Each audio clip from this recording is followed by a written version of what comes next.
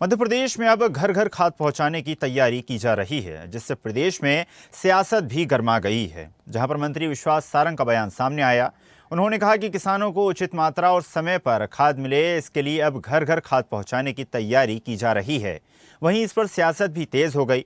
प्रदेश कांग्रेस अध्यक्ष जीतू पटवारी ने पलटवार करते हुए कहा कि खाद रहेगी तब तो डिलीवरी कर पाएंगे।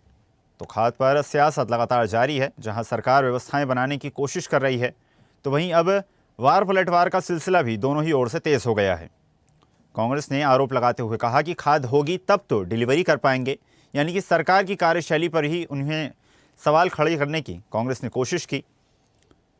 हालांकि सरकार की कोशिश है कि घर घर खाद पहुंचाई जाए, हर किसान तक खाद पहुंचाई जाए। खाद किसानों को मिले, समय से मिले, उनकी जितनी रिक्वायरमेंट है, जितनी उनकी जरूरत है वो पूरी हो, उसके लिए अनेक प्रयोग किए जा रहे हैं। एक अभी प्रयोग के रूप में किसानों तक, उनके घर तक, उनके खेत तक लगभग होम डिलीवरी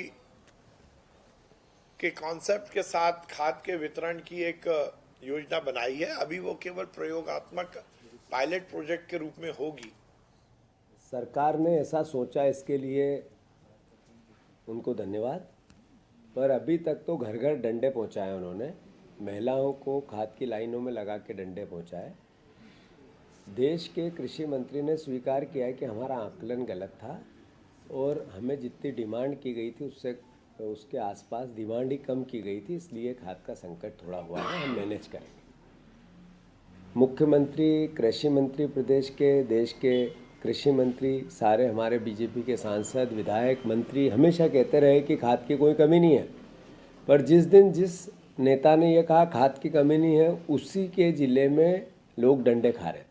तो सुना आपने किस प्रकार लगातार सरकार की कोशिश है कि व्यवस्थाएं बनाई जाएं, किसानों तक खाद पहुंचाई जाए और घर घर तक खाद पहुंचाने की एक व्यवस्था तैयार की जाए। तो वहीं कांग्रेस ने आरोप लगाते हुए कहा कि लगातार जिस प्रकार से खाद की किल्लत प्रदेश में बनी हुई है और घर घर सरकार की तरफ से डंडे पहुंचाए जा रहे हैं, इस प्रकार के आरोप लगातार कांग्रेस पार्टी द्वारा लगाए गए हैं।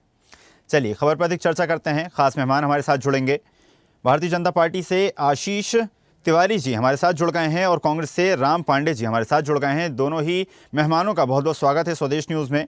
सबसे पहले आशीष जी, आपके पास आना चाहूँगा। और जिस प्रकार से सरकार की कोशिश है घर घर तक खाद पहुंचाई जाए, बेहद सराहनीय कदम है, लेकिन कांग्रेस की तरफ से आरोप लगाए जा रहे हैं कि घर घर खाद के बजाय डंडे पहुंचाए गए हैं। जी देखिए, कांग्रेस का काम है आरोप लगाना। वो लगातार आरोप के अलावा कोई दूसरा काम कर नहीं पा रहे हैं। आप उसका यही कारण है कि आज बिहार के चुनाव परिणामों को हम देखते हैं तो बिहार के अंदर भी आज इनको जनता ने इनकी आदतों के कारण इनको बाहर कर दिया, इन्हें इसने ही नहीं दिया। आज जनता इनको नकार रही है लगातार, क्योंकि ये जनता के बीच में काम नहीं करते, केवल आरोप लगाते हैं। यदि कहीं पर खाद की किल्लत है तो इन्हें जाना चाहिए, वहां पर बैठना चाहिए, वहां के कैसे उसको हल किया जा सकता है, उस समस्या को हल करने में सहयोग करना चाहिए। प्रशासनिक अधिकारी अपना काम कर रहे हैं। माननीय मुख्यमंत्री जी का स्पष्ट निर्देश है कि हर एक किसान को खाद मिलेगी जो और पर्याप्त मात्रा में उपलब्ध कराई जाएगी।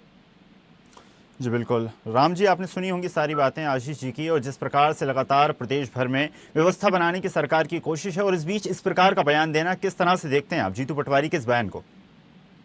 मैं मोहन यादव जी ने बोला है कि ऐसा करेंगे तो किसने मना किया था उनको?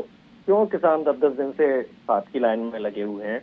और सर्दी हो, बारिश हो, पानी हो, डंडे हो, लाठियां हो, वो क्यों लाइन में लग रहा है? जब आपके पास व्यवस्था है, सब कुछ है, तो पहले ही कर देना चाहिए था। चलिए अब कर दिया, कोई बात नहीं, दे रहा है, दुरुस्त है, लेकिन अब ये तो बता दो खाद कौन सी पहुंचाओगे? जो शिवपुरी में फैक्ट्री चल रही है नकली खाद की, वहां से पहुंचाओगे, या लाहौर से 25,000 बोरियां जो गायब हो गई है वो खाद पहुंचाओगे, या भिंड में जब भिंड के विधायक कुशवाहा जाते हैं कलेक्टर के पास कि किसानों के पास खाद नहीं है, तो कलेक्टर विधायक से कहता है तू चोर है, तो वो विधायक कहता है कलेक्टर से तू चोर है। तो दोनों में खाद की चोरी कौन कर रहा है? कौन सी खाद आखिर आप पहुंचाने की बात कर रहे हो? या जो खाद पहले कांग्रेस के जमाने में 50 किलो का कट्टा होता था, वो आपने 45 किलो का कर दिया, रेट डबल कर दिए। ब्लैक मार्केट में तो खाद मिल जाता है 250 का कट्टा 500 और 1000 रुपए में मिल जाता है। डीएपी का 1200-1300 वाला 3000 में मिल जाता है। तो आखिर कौन सी कालाबाजारी की खाद आप पहुंचाओगे? तो अभी ये बिहार की बात कर रहे थे, बिहार में अभी आप इनसे पूछना कौन सा विकास का कार्य किया है, एक काम नहीं बता पाएंगे। बस जब चुनाव आ जाए, जिस दिन वोटे को एक दिन पहले 10,000 रुपए डाल दो। भारत दुनिया का सबसे गरीब देशों में नाम आता है, जब 10,000 रुपए डालेंगे तो वोट कौन नहीं देगा। ऐसे ही जब मध्य प्रदेश में चुनाव आते हैं तो बस एक दिन पहले वोट डाल दो। जब एक दिन पहले 10,000, 20,000, एक घर में 50,000 रुपया जाएगा तो कौन वोट नहीं देगा। सर उसके बाद ज्ञानेश गुप्ता अलग से हैं, तो बिहार में ये विकास कार्य नहीं बता पाएंगे, मध्य प्रदेश में विकास कार्य नहीं बता पाएंगे। विकास, महंगाई, बेरोजगारी, अपराध, इनका तो कोई मतलब ही नहीं रह गया है। मतलब रह गया है ज्ञानेश गुप्ता का और 10,000 रुपए डालो और चुनाव जीतो। आशीष जी, सुना होगा आपने राम पांडे जी की बात को। लगातार महंगाई बढ़ती जा रही है, किसान के ऊपर बोझ बढ़ा है और आखिर कालाबाजारी का जो ये पूरा मुद्दा है वो लगातार प्रदेश भर में गरमाया हुआ है। सरकार खाद की पूर्ति कहां से करेगी, कैसे करेगी? देखिए, सरकार ने व्यवस्था बना के रखी हुई है। प्रशासनिक कुछ समस्याएं कई बार आती हैं वितरण को लेकर, परंतु सरकार लगातार काम कर रही है और मेरा विश्वास है कि मध्य प्रदेश के अंदर खाद की पूर्ति की जाएगी। कहीं पर भी खाद की दिक्कत नहीं है। और जहां राम पांडे जी बोल रहे हैं, बिहार चुनाव की चर्चा कर रहे हैं, तो विकास एक बड़ा मुद्दा है मध्य प्रदेश के अंदर। यदि आज भारतीय जनता पार्टी की सरकार इतने लंबे समय से है तो उसका एक ही कारण है विकास, और हम विकास की ओर आगे बढ़े हैं। विकास आप सड़कों के क्षेत्र में देख लीजिए, आप नौकरियों के क्षेत्र में देख लीजिए, आप लगातार देखेंगे कि मध्य प्रदेश के अंदर निर्माण कार्य अधोसंरचना के क्षेत्र में लगातार बढ़ रहे हैं। और वो समय भी याद करना पड़ेगा, जब दिग्विजय सिंह जी का समय था, वो याद करते हैं तो लोग कांप जाते हैं। उन्हें फिर वापस ध्यान में आता है कि भारतीय जनता पार्टी की सरकार में ही विकास संभव है। जी राम पांडे जी, लगातार हर क्षेत्र में विकास हुए हैं और कहीं भी खाद की किल्लत नहीं है, ऐसा कहना है आशीष जी का।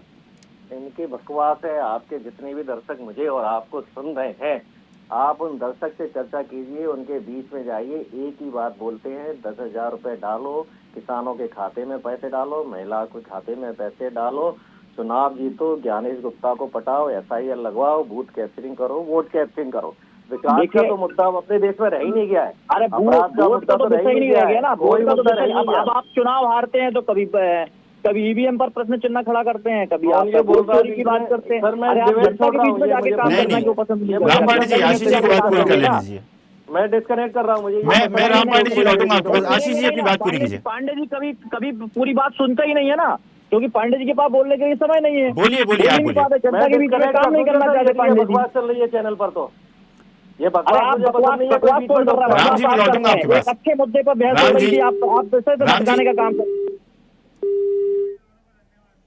चलिए, आप दोनों ही अतिथियों का बहुत बहुत धन्यवाद जुड़ने के लिए और सार्थक चर्चा में शामिल होने के लिए। तो सुना आपने किस प्रकार लगातार खाद का मुद्दा प्रदेश में अब सियासत का विषय बन चुका है। लगातार इस मुद्दे पर सियासत जारी है, वार पलटवार का दौर देखने को मिल रहा है। दोनों ही दल एक दूसरे पर वार पलटवार करते नजर आ रहे हैं।